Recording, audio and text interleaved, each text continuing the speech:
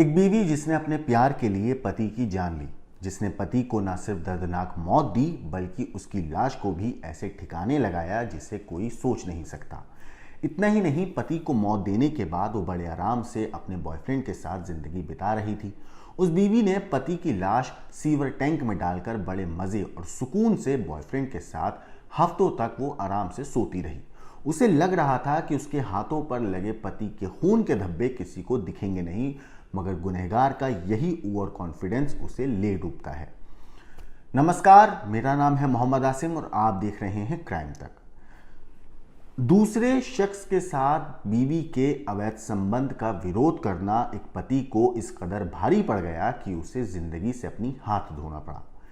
बीवी ने अपने बॉयफ्रेंड के साथ मिलकर पहले तो पति को गला दबाकर उसकी जान ली, फिर भी जब उसका जी नहीं भरा तो अपने ही घर में बने 15 फीट गहरे सीवर टैंक में उसने लाश को डालकर ऊपर से ढक्कन लगा दिया और फिर अपने बॉयफ्रेंड के साथ सो गई।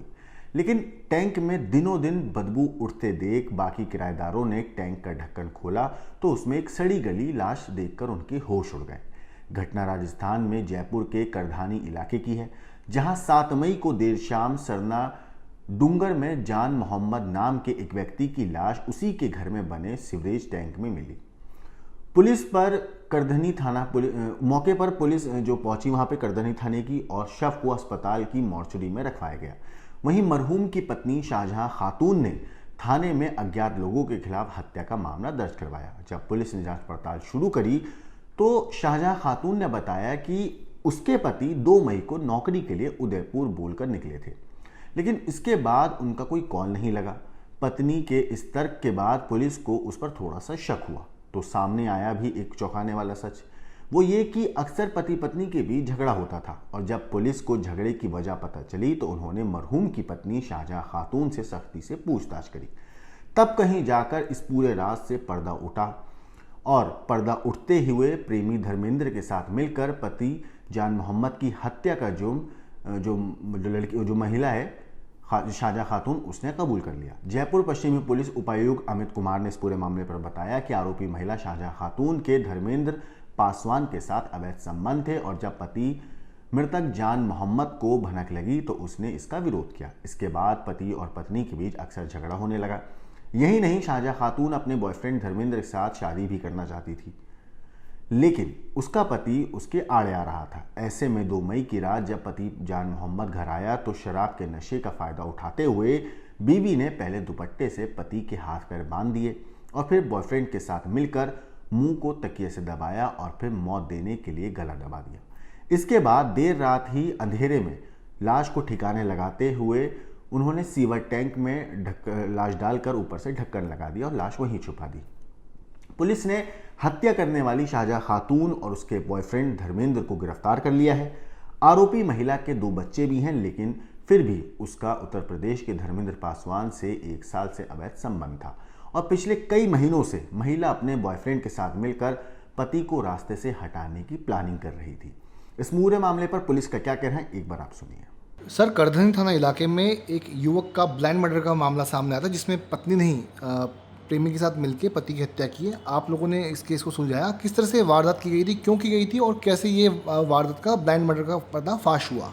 7 तारीख को ये सूचना मिली किसी महिला के द्वारा कि उसके घर से सीवरेज टैंक में किसी व्यक्ति के सड़ने की बदबू आ रही है। जब पुलिस टीम मौके पर पहुंची तो वहाँ पे जो व्यक्ति की लाश मिली, उसके बाद में वहाँ से हटा के बोर्ड से पोस्टमार्टम कराया गया।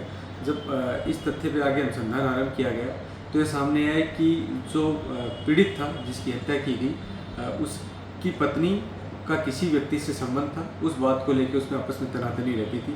इसी क्रम में उन दोनों ने मिलकर जान मोहम्मद को मार दिया।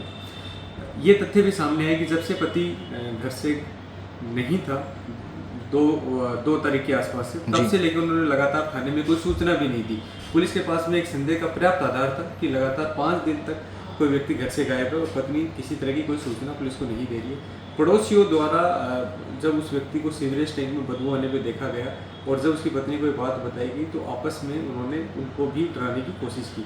ये सारे तथ्य कहीं ना कहीं शक की सुई उस महिला के ओर कर रहे थे जब अग्रिम अनुसंधान किया गया तो फिर ये पाया गया कि इन दोनों की जो आपसी बहस और तनाव हुआ उन संबंधों को लेकर, उसी क्रम में इन दोनों ने मिलकर अपने इस महिला ने अपने पति की हत्या कर दी। और चूंकि सीवरेज टैंक में इन्हें ये लगा कि शायद लोग उस बदबू पे शक ना करें, इसलिए सीवरेज टैंक में हत्या करके वहाँ मृत शरीर को डाल दिया इन्होंने। इन दोनों का प्लान ये था कि ये सब करके ये अगले 1-2 दिन में यहाँ से निकलने वाले थे। चूँकि सीवरेज टैंक की सफाई अभी हुई थी, अगले 5-6 महीने कोई सफाई नहीं होने वाली थी, तो ये अपनी तरफ से सुरक्षित थे कि पुलिस इनका किसी तरह पकड़ नहीं पाएगी। लेकिन पड़ोसियों की भी अलर्टनेस के द्वारा और पुलिस की गहन पूछताछ के द्वारा इस तथ्य का खुलासा हुआ। किस तरीके से प्रेमिका ने प्रेमी को बुलाया, क्या हुआ था उस रात को जब ये घटना कारित की गई थी? ये प्रेमी वहीं पर पास में साथ ही रहता था। उस रात को जब संभवतः इन दोनों में जब ये तनाव उत्पन्न हुआ, इस बात को लेकर झगड़ा हुआ, तो चूंकि दोनों आपस में शादी करना चाहते थे, प्रेमी और प्रेमिका, तो पति कहीं ना कहीं इस बात में विवाद पैदा कर रहा था। इस क्रम में इन्होंने दोनों ने उसको मारने का षड्यंत्र रचा। कैसे हत्या की वारदात हो किया, क्या किया? क्या पति सो रहा था, कैसे उसको गला दबाया, क्या बताया पूछताछ अभी में? तक के अनुसंधान में जो इन्होंने तथ्य स्वीकार किया उसमें दम घोट के मारने की बात सामने आई, लेकिन अभी अनुसंधान इस विषय पर चल रहा है। जी, क्या सीवरेज टैंक भी क्या घर के पास में बना हुआ था? कैसे इनको लगा कि वहीं फेंकना चाहिए लाश को? उसी कैंपस में सीवरेज टैंक बना हुआ था। संभवतः वहाँ से उस व्यक्ति को निकालना इनके लिए मुश्किल था। चूँकि सीवरेज टैंक से सामान्यतः बदबू आती रहती है, तो इनको लगा शायद इस चीज़ को लेकर अन्य किसी व्यक्ति को शक नहीं, इसलिए उन्होंने सीवरेज टैंक में डंप करने का सोचा। तो सुना आपने इस पूरे मामले पर पुलिस का क्या कहना है। फिलहाल ये कातिल पत्नी और उसका बॉयफ्रेंड पुलिस की गिरफ्त में है और पुलिस इस पूरे मामले में तफ्तीश कर रही है, हर एंगल से और भी सबूत इकट्ठा करने की कोशिश कर रही है ताकि इन दोनों को पुलिस सख्त से सख्त सजा दिलवा सके। इस पूरी कहानी के ऊपर आपका क्या कहना है, क्या सोचना है, हमें कमेंट करके ज़रूर बताइएगा। बाकी देश और दुनिया की क्राइम की खबरों के लिए देखते रहिए क्राइम तक।